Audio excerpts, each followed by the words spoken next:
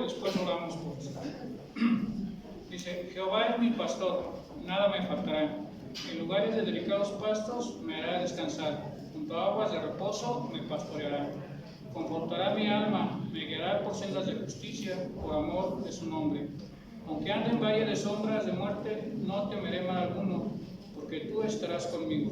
Tu vara y tu collado me infundirán aliento. Aderezas mesa delante de mí en presencia de mis angustiadores. Unges mi cabeza con aceite, mi copa está rebosando. Ciertamente el bien y la misericordia me seguirán todos los días de mi vida, y en la casa de Jehová moraré por largos días. Vamos a ver. Padre bueno, bendito eres, Señor Dios Todopoderoso, en este tiempo, Señor, esta tarde, Señor. Te pedimos, Dios, que seas propicio a cada uno de nosotros, Señor, que tengas misericordia de nosotros, Señor, que tú hables en nuestra alma, Señor, en nuestro espíritu, Señor.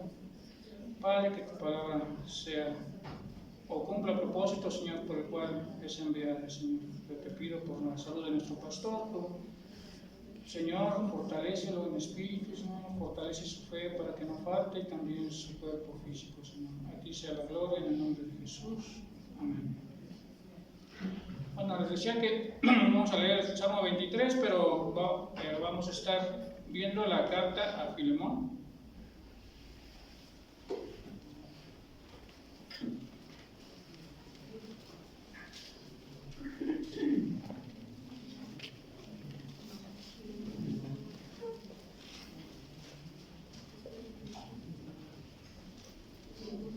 Esta carta, pues sabemos que tiene un nombre personal, entonces es una carta escrita originalmente pues, con un destinatario personal o a alguien dirigido en específico, ¿no? En este caso que es a Filemón, la escribió el apóstol Pablo estando preso en Roma. ¿Sí? Ahora vamos a ir viendo. La carta de Filemón es muy cortita. Yo he leído varias veces el Nuevo Testamento y apenas me di cuenta que es un solo capítulo, que tiene muy pocos versículos, pero tiene muchos temas, pero en realidad solo vamos a ver uno que es el perdón. ¿Sí? Podemos ver el liderazgo, ejemplo de liderazgo que nos pone Pablo, podemos ver muchos otros temas, pero vamos a enfocarnos en el perdón. ¿Sí? Vamos a leer entonces del 1 al 7 de la carta de Filemón. ¿Ya lo tienen? Dice, Pablo, prisionero de Jesucristo y hermano Timoteo, al hermano Filemón, colaborador nuestro, y a la amada hermana Apia y a Arquipo, nuestro compañero de milicia, y a la iglesia que está en tu casa, gracia y paz a vosotros, de Dios nuestro Padre y del Señor Jesucristo. Doy gracias a Dios, haciendo siempre memoria de ti en mis oraciones, porque oigo del amor y de la fe que tienes hacia el Señor Jesús y para con todos los santos, para que la participación de tu fe sea eficaz en el conocimiento de todo bien que está en vosotros por Cristo Jesús. Pues tenemos gran gozo y consolación en tu amor, porque por ti, oh hermano, han sido confortados los corazones de los santos. ¿Sí? Vamos a ver aquí primeramente el versículo 5. Nos dice, el amor y la fe que tienes hacia el Señor Jesús. En su parte B dice, y para con todos los santos. Continúa el verso 6 y dice, para que la participación de tu fe, esa palabra participación podemos también traducirla como comunión. ¿Sí? Entonces, como que va un poquito más acorde si le ponemos comunión, diría para que la comunión de tu fe sea eficaz en el conocimiento de todo bien, que es la voluntad de Dios, ¿no? Entonces podemos ver aquí, hermanos, que Pablo, quien escribió la carta, como les comenté hace rato, y va destinada a Filemón, dice ahí en el verso 5, porque he oído. Eso es algo muy importante, porque pues podríamos nosotros autoevaluarnos, ¿no? Podríamos decir, ¿qué dice la gente de nosotros? ¿Qué dicen nuestros familiares de nosotros? ¿Qué dicen los hermanos de la congregación de nosotros? ¿No? acá podemos ver que Pablo está diciendo, porque oigo del amor y la fe que tienes hacia el Señor Jesús y para con todos los santos. Entonces, primeramente, está hablando de un buen testimonio de Filemón, ¿no? Dice, oigo del amor que tienes y de la fe. ¿Sí? El contexto del libro principalmente les digo que es el perdón y la restauración bíblica. ¿Sí? Ya sabemos más o menos la historia, lo ubicamos, que tenía un esclavo llamado Onésimo y le robó dinero y se dio a la fuga, ¿no? Entonces ahí es donde se enfoca el perdón y la restauración, pero vamos a ir viendo esto en una pequeña introducción para que podamos entender hacia dónde o por qué es necesario el perdón.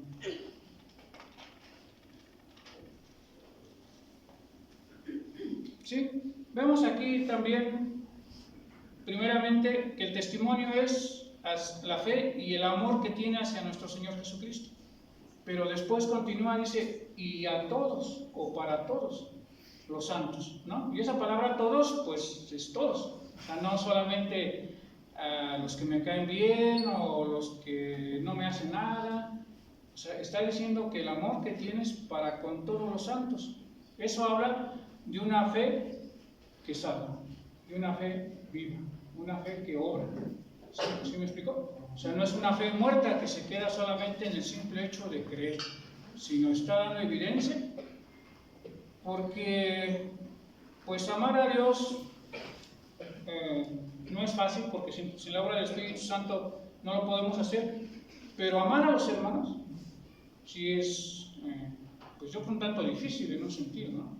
O sea, no somos fáciles para que nos amen, no sabemos darnos a querer, dice una frase, ¿no?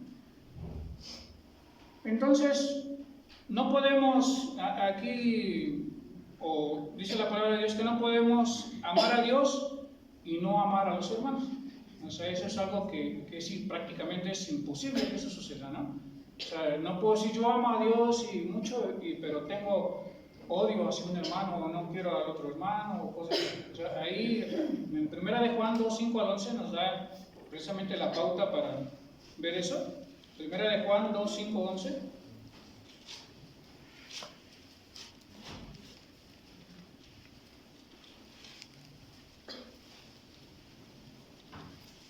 ¿Ya lo tienen?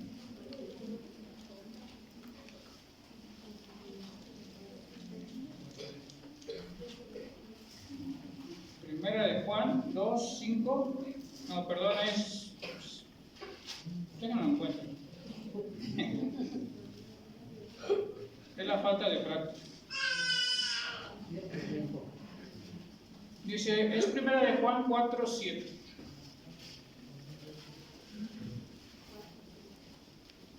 ¿Ya lo tienen? Si Dios es amor, dice, amados, amémonos unos a otros, porque el amor es de Dios. Todo aquel que ama es nacido de Dios y conoce a Dios. El que no ama no ha conocido a Dios, porque Dios es amor. ¿Sí? Entonces podemos ver, o más bien irnos autoevaluando, ¿no? Yo les decía hace rato qué testimonio tienen las personas de nosotros, y ahora estamos amándonos unos a otros. O sea, estamos amando aquí como Filemón, que dice a todos los santos. ¿Pero qué implica el amor bíblico? Pues conocer y guardar los mandamientos, ¿no? También ahí en Juan dice que el que me ama, guarda mis mandamientos. Y posteriormente seguir el ejemplo de nuestro Señor Jesucristo. Eso implica también el amor. Dice, amamos a los hermanos, pero amarlos es involucrarnos en su vida. ¿Sí me explicó? O sea, si vemos un hermano que tiene alguna necesidad espiritual, física, material, pues nos involucramos. En eso tenemos empatía con él, ¿no? Y esto nos lleva precisamente, les quería dar una pequeña introducción al tema de hoy, que es el perdón bíblico. Sí, vamos a empezar por la virtud de uno que perdona. ¿Sí?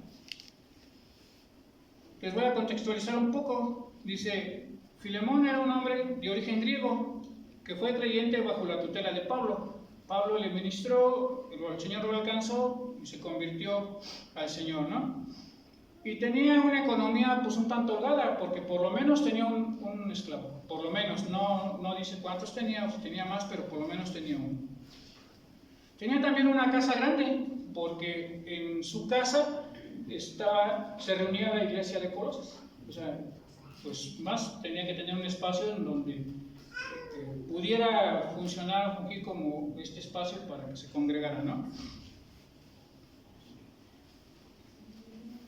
Entonces se reunían ahí como iglesia de Colosas.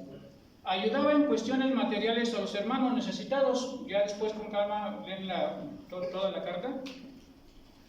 ¿Sí? Pero aún mejor, por su amor y su fe en Cristo, amaba a los hermanos y era un ejemplo por la vida piadosa que llevaba. ¿Sí me explico? O sea, él tenía esos frutos de haber sido nacido de nuevo, ¿no? Y dice el versículo 6, para que tu participación de tu fe, ¿sí? Y le decía, esto es una participación en todos los aspectos de la vida de los hermanos. Es un aspecto de pertenecer unos a otros. Somos el cuerpo de Cristo, pertenecemos todos al cuerpo de Cristo. Y por ende, pues todos somos parte de un cuerpo, y en este caso, en un cuerpo que es de Cristo. Entonces, el participar o que nuestra fe participe en la comunión con los hermanos, pues es involucrarnos en ellos, ¿no? Otra razón que tenemos es la edificación de la iglesia. ¿Sí? La edificación de la iglesia es por la participación de todos los creyentes.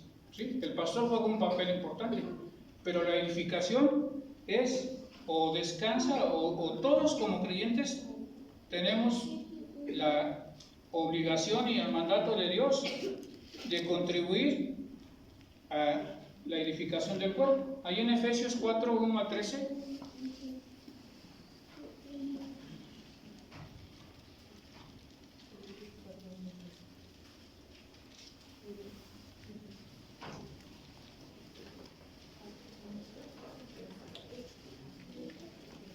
Cuatro, 11 a 13.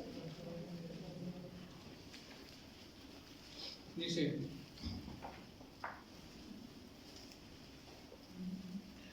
y él mismo constituyó a unos apóstoles, a otros profetas, a otros evangelistas, a otros pastores y maestros, a fin de perfeccionar a los santos para la obra del ministerio, para la edificación del cuerpo de Cristo, hasta que todos lleguen a la unidad de la fe y el conocimiento del Hijo de Dios, a un varón perfecto a la medida de la estatura de la plenitud de Cristo. Entonces ese amor hacia los hermanos se tiene que manifestar con la edificación mutua. ¿Sí? Edifiquémonos unos a otros. Y edificar pues conlleva muchas cosas, ¿no? Más a ratito les voy a dar lo que conlleva. Entonces la virtud de uno que perdona es el amor a Jesucristo, y se manifiesta en el amor a los hermanos, dando así ejemplo y un buen testimonio para el cuerpo de Cristo. ¿Sí? Podemos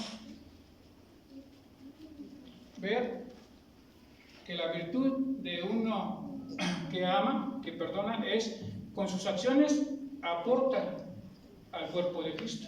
¿Sí? También así como podemos mermar en la vida espiritual de los hermanos si no nos estamos edificando, si no estamos teniendo cuidado de nuestra vida personal, ¿no? Aquel hermano que ama al cuerpo de Cristo, que ama a todos los hermanos, no es una célula cancerígena que destruye al cuerpo, sino más bien es como su sistema inmunológico y ayuda a responder a las adversidades, ¿no? Continuando con el verso 6 de Filemón.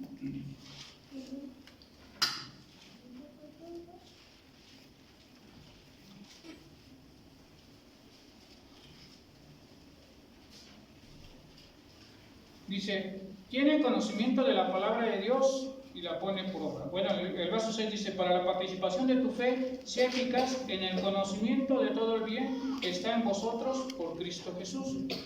Entonces, aquel hermano que aporta a la iglesia, que ama a los hermanos, tiene el conocimiento de la palabra de Dios, ¿sí? Y por ese buen testimonio que uno tiene como creyente, y en este caso Filemón, por su buen testimonio que tiene, Pablo tiene la confianza en que Filemón va a actuar conforme a su fe que profesa. ¿Sí me explico? Más adelante, cuando le envía a Onésimo, su confianza de Pablo es en que el testimonio de Filemón bastaba para que Pablo tuviera la confianza de que Filemón iba a actuar conforme a la palabra de Dios, conforme a lo que él profesaba, de acuerdo al amor que tiene primeramente hacia nuestro Señor Jesucristo, pero también hacia el amor que tiene hacia todos los santos, ¿no? Y es un fruto del Espíritu Santo, o sea, el amor que proviene de lo alto es un fruto del Espíritu Santo. No podemos amar con nuestro amor carnal, ¿no? Otra virtud del que perdona es que aporta y contribuye al cuerpo de Cristo. Verso 7 dice, pues tenemos gran gozo y consolación en tu amor, porque por ti, oh hermano, han sido confortados los corazones de los santos. ¿Sí vemos? Aporta a la iglesia, al cuerpo de Cristo, lo edifica, ¿sí? ¿Qué es gozo? Porque nos dice que pues tenemos gran gozo. Gozo es aquello que te causa alegría y satisfacción y un sentimiento de bienestar porque has tenido o se ha suplido alguna necesidad que tienes, ¿no? Entonces adquieres ese gozo cuando un hermano ve que tienes alguna necesidad y provee para suplirla. ¿Sí me explico? Sea física, sea emocional, sea sentimental y mayormente espiritualmente, ¿sí? Ahí es donde les decía como hace rato, todos tenemos la responsabilidad de edificar el cuerpo de Cristo. Continúa diciendo y dice consolación, porque tenemos gran gozo y consolación en tu amor. ¿Qué es consolación? Dice que es la acción de aliviar la aflicción, de animar en una situación de aflicción o desánimo, ¿sí? Entonces, cuando a veces vemos a los hermanos que vienen con una aflicción, cuando están desanimados, pues es precisamente nuestra tarea como parte del cuerpo, pues animarlo a proveerle palabra del Señor para que pueda afrontar ese desánimo o ese pesar que trae en su alma, ¿no? Y continúa, dice, porque por ti, oh hermano, han sido confortados los corazones de los santos. Confortar el corazón es, en palabras, o en otras palabras, es animar, levantar o fortalecer. Eso es lo que se llama confortar.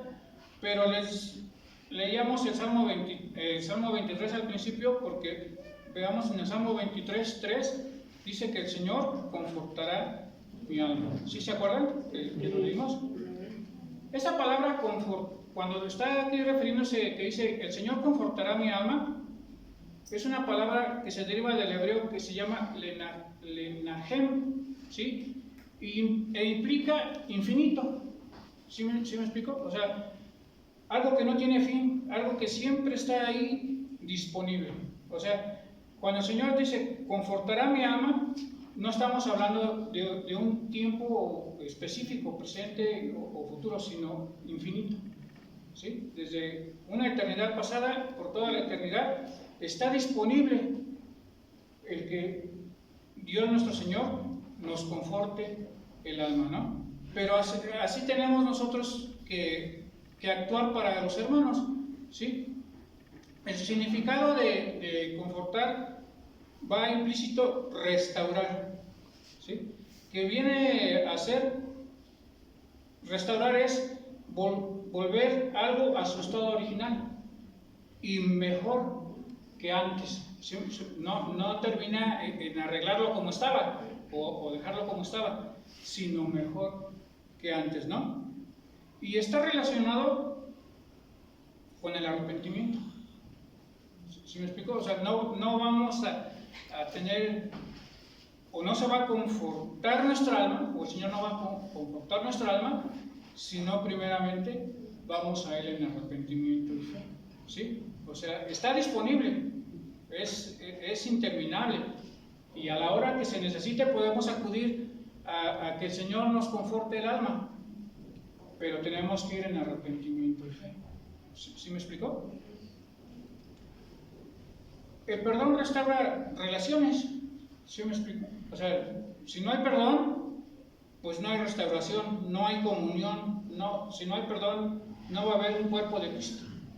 Va a haber división, va a haber odio, rencores, envidias, todas esas cosas que son contrarias al amor. El perdón de Dios nos reconcilió con Él en Cristo. ¿Sí? El perdón restaura nuestro matrimonio. Y el perdón restaura cualquier relación, pero cuando es bíblico. Porque también podemos perdonar por las motivaciones incorrectas, ¿no? Por conveniencia personal, por muchas cosas. Entonces, pues ahí no va a haber esa restauración. Las acciones de uno que perdona. Vamos a leer del verso 8 al 18. Dice, por lo cual, ¿ya lo tienen? Por lo cual, aunque tengo mucha libertad en Cristo para mandarte lo que conviene, más bien te ruego por amor, siendo como soy, Pablo, ya anciano, y ahora además prisionero de Jesucristo, te ruego por mi hijo Onésimo, a quien engendré en mis prisiones, el cual en otro tiempo te fue inútil, pero ahora a ti y a mí nos es útil, el cual vuelvo a enviarte. Tú pues recíbele como a mí mismo. Yo quisiera retenerle conmigo, para que en lugar tuyo me sirviese en mis prisiones para el Evangelio. Pero nada quise hacer sin tu consentimiento, para que tu favor no fuese como necesidad, sino voluntario. Porque quizás para esto se apartó de ti por algún tiempo, para que le recibieses para siempre, no ya como esclavo, sino como más que esclavo, como hermano, amado y mayormente para mí, pero cuanto más para ti, tanto en la carne como en el Señor. Así que si me tienes por compañero, recíbele como a mí mismo, y si en algo te dañó o te debe, ponlo en mi cuenta.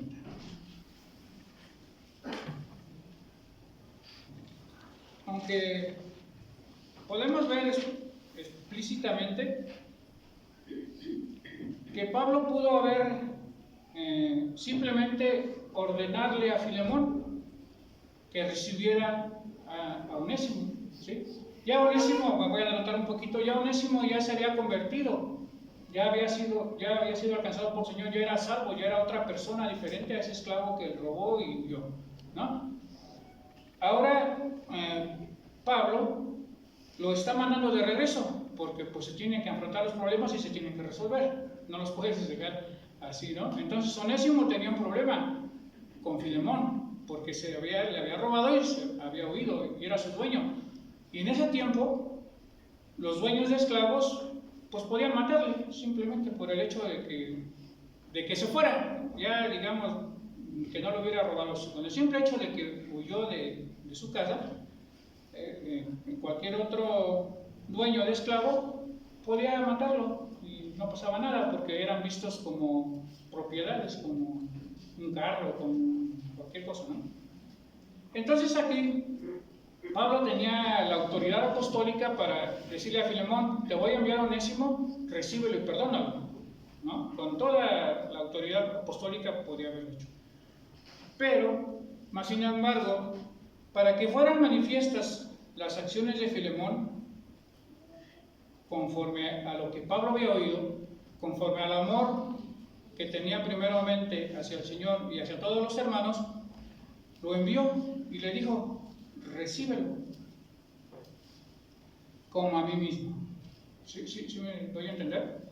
O sea, no se lo impuso, sino le dijo, como he oído el testimonio que tienes, como sé que eres un hombre que anda conforme a la piedad, sé que tú vas a actuar conforme a la fe que profesas. Y no tengo necesidad de pedirte, de obligarte a que lo recibas y lo perdones. ¿Y qué creen que hizo Filemón? Pues precisamente lo perdonó y lo recibió, porque pues no, se contradecía, hubiera contradecido todo el testimonio que tenía Pablo de él, ¿no? Lo perdona y lo recibe, ¿sí? A su esclavo fugitivo, pero Onésimo vuelve arrepentido. ¿Sí me explicó? Por eso les digo que el perdón de una manera va aunado al arrepentimiento. ¿Sí?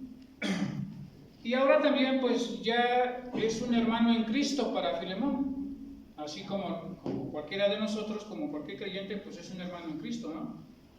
Porque da evidencia también la vida de Onésimo, porque Pablo dice de él en el verso 11 al 13, dice, en el cual en otro tiempo te fue inútil. Inútil tiene como un sinónimo, un paralelo a esclavo. O sea, digamos, fue tu esclavo, ¿no?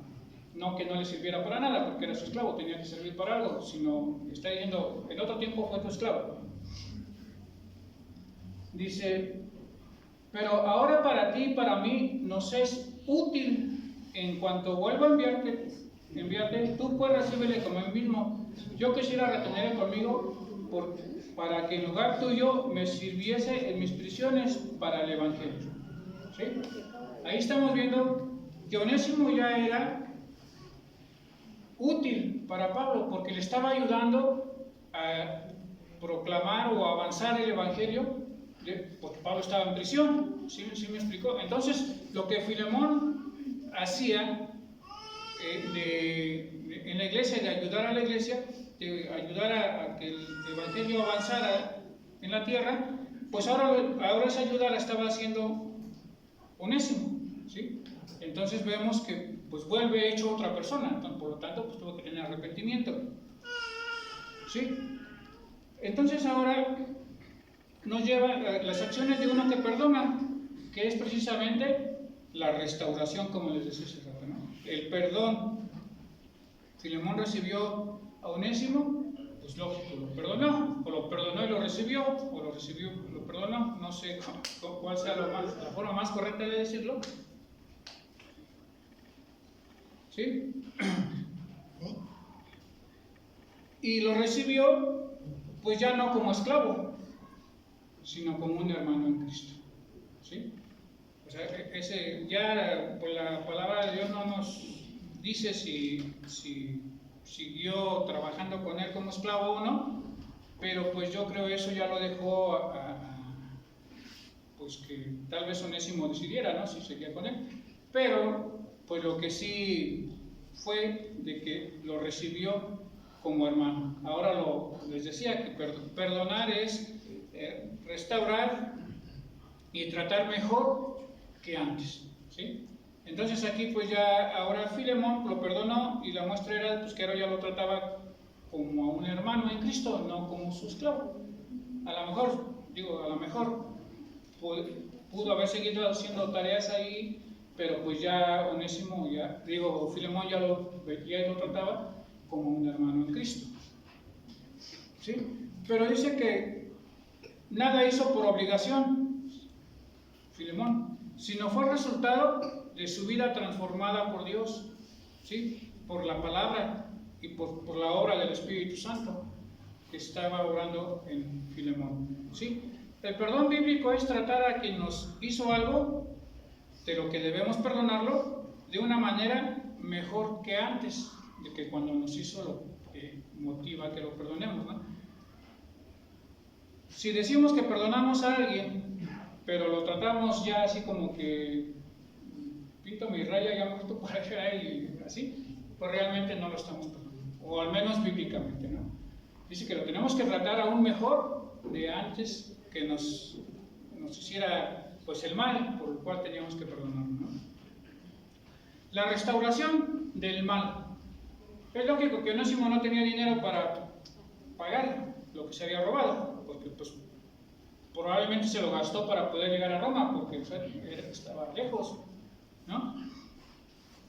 Entonces, ahí en el verso 17 y 18,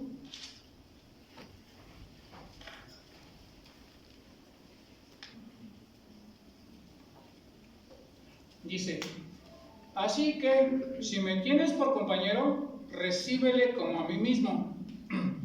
Y si en algo te dañó o te debe, ponlo a mi cuenta. Esas son palabras de Pablo, ¿sí? Le está diciendo, recíbelo como a mí mismo, o sea, como si Onésimo fuera Pablo, y en lo que te ofendió, en lo que se robó, pues ponlo a mi cuenta, ¿no?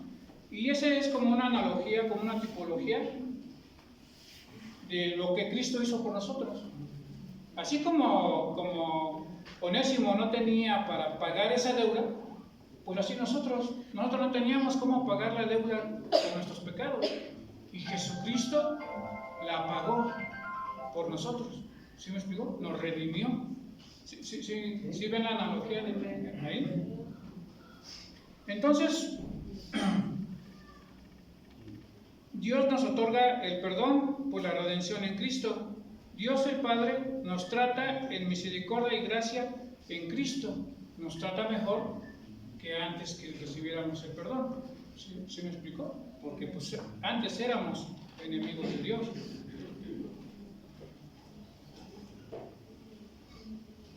Dice, motivos de uno que perdona. Lo primero que nos va a mover a perdonar sinceramente o bíblicamente es porque hemos comprendido cuánto nos ha sido perdonado. ¿Sí me entienden? O sea, cuando podemos ver el Evangelio, cuando podemos ver cuánto nos ha sido perdonado, pues así nos motiva a perdonar, ¿no? Hay por ahí una parábola en donde habla de dos deudores, ¿no? Uno que debía poquito y uno que debía mucho. O sea, cualquiera deudor no le alcanzaba para pagar, ¿no? Y uno, pues al que le debían, pues los perdonó. Pero pues dice, ¿quién amará más? ¿Al que se le perdonó poco o al que se le perdonó más? Pues al que se le perdonó más, ¿no? Entonces nosotros cuando entendemos o comprendemos el costo y lo que nos fue perdonado, pues nos motiva a perdonar. Porque ¿qué es el agravio que nos pudiera hacer un hermano comparado con lo que nos fue perdonado, ¿no? ¿Por qué hemos entendido y comprendido el Evangelio? Si no entendemos y comprendemos el Evangelio, pues no tenemos esa visión del costo de nuestro perdón, ¿sí? Y el punto radical del perdón bíblico es el amor y la obediencia a Dios, primeramente, ¿sí? Porque ahí en Mateo dice que si nosotros no perdonamos, pues nuestro Padre Celestial tampoco nos perdonará. Entonces, pues es así como Filemón, que no fue por obligación, sino fue como resultado de su fe, así nosotros también. Es por amor y obediencia a Dios, por amor a nuestro Señor Jesucristo y por amor a todos los santos, que nos debe motivar a perdonar. ¿Sí me voy a entender? La obediencia en el versículo 21, bueno, vamos a leer en el 19 a terminar. Dice: yo, Pablo, lo escribo de mi mano, yo lo pagaré, por no decirte que aún tú mismo te me debes también. Sí, hermano, ¿tengo yo algún provecho de ti en el Señor? Conforta mi corazón en el Señor. Te he escrito confiado en tu obediencia, sabiendo que harás aún más de lo que te digo. Prepárame también alojamiento, porque espero por vuestras oraciones os seré concedido. Te saludan Epafras, mi compañero de prisiones por Cristo Jesús, Marcos, Aristarco, Demas y Lucas, mis colaboradores. La gracia de nuestro Señor Jesucristo sea con vuestro espíritu. Amén. ¿Sí? Entonces ahí en el verso 21 dice, te escribo confiando en tu obediencia. ¿Sí? ¿Se acuerdan que les decía al principio que allá en Juan dice, si me amas, guarda los mandamientos? Y uno de los mandamientos que tenemos de parte del Señor es que perdonemos. ¿Sí me doy a entender? Entonces, por obediencia vamos a perdonar. Y no una obediencia superficial o de labios u obligada, que serían motivos incorrectos, ¿no? Intereses personales principalmente. Más bien una obediencia como resultado del fruto del amor perfeccionado en Cristo. ¿Sí me lo entienden? Es lo que nos va a mover a obedecer, pues es el amor perfeccionado en Cristo que nos lleva, en este caso específico, a perdonar a nuestros hermanos. Para dar testimonio y ejemplo, como dice el verso 20 y 21, dice, si hermano, tenga yo algún provecho de ti, conforta mi corazón en el Señor.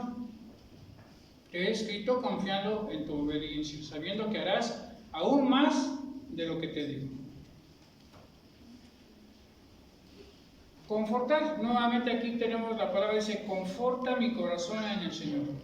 ¿Sí? Confortar es alentar, motivar a los hermanos.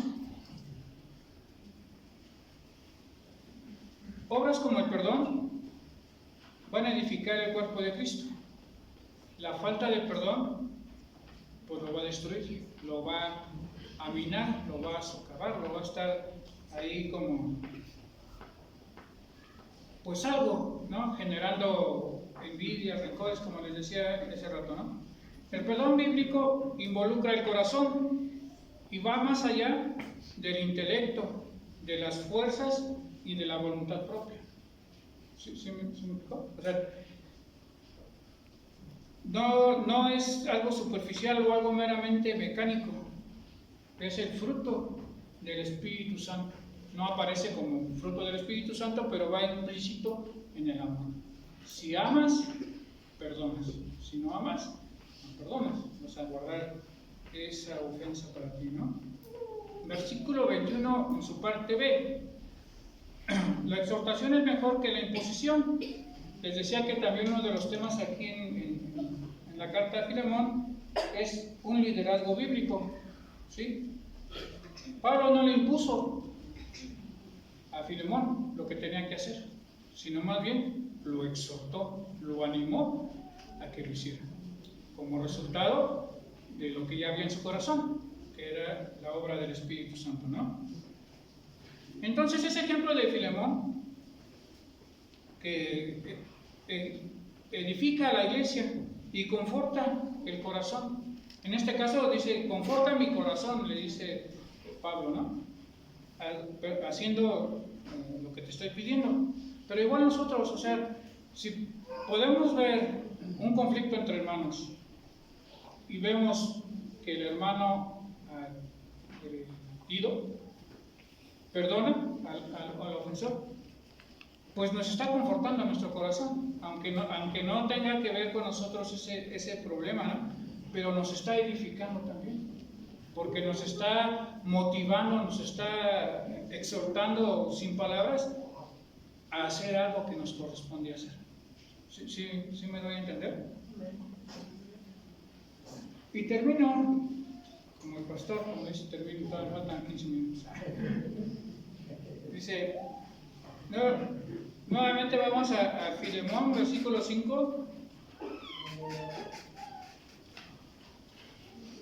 Nada más vamos a leer la primera parte que dice, porque oigo del amor y de la fe que tienes hacia el Señor Jesucristo y para con todos los santos. Job 1:1. Por ahí rápidamente vamos a ir atrás de Salmos.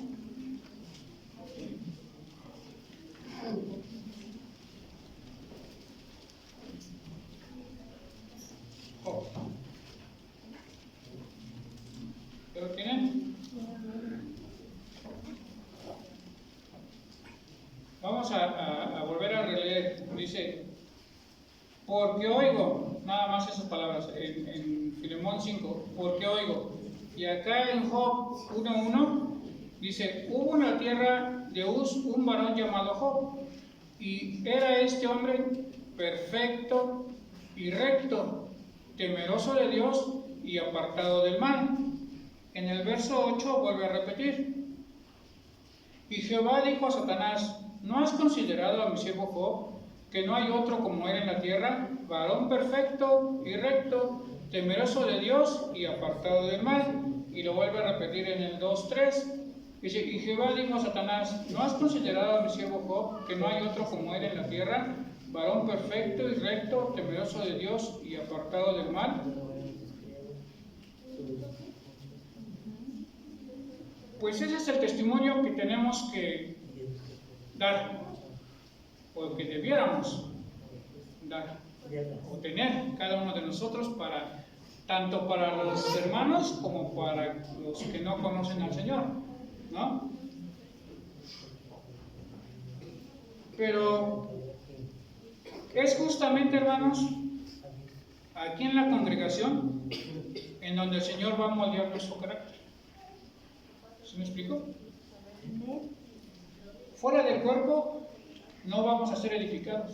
Nadie jamás puede ser edificado fuera del cuerpo de Cristo, ¿no? Porque ya vimos que en Efesios 4 dice que todo lo que constituyó nuestro Señor Jesucristo es para la edificación del cuerpo. Entonces, si no estamos en el cuerpo, no vamos a ser edificados, ¿no? Pero tristemente hoy en día, en Hebreos 10:25, ya con eso terminó. Hebreos 10:25.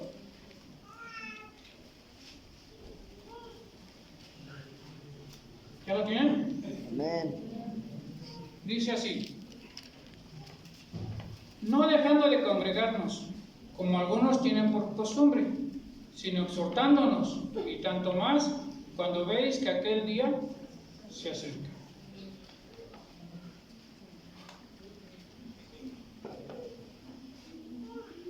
¿Por qué? O una de las razones, si pudiéramos hacer una encuesta, el por qué hay hermanos o personas que dejan de congregarse, yo creo la que se llevaría un gran porcentaje, si es que no casi el 100%, es la falta de perdón.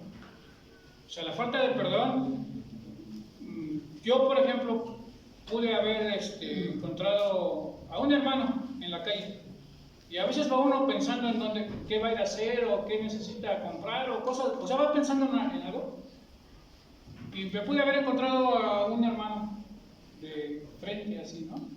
Pero como yo iba pensando en que me faltaba hacer muchas cosas y ya me iba a dejar el camión y todo eso, no lo vi.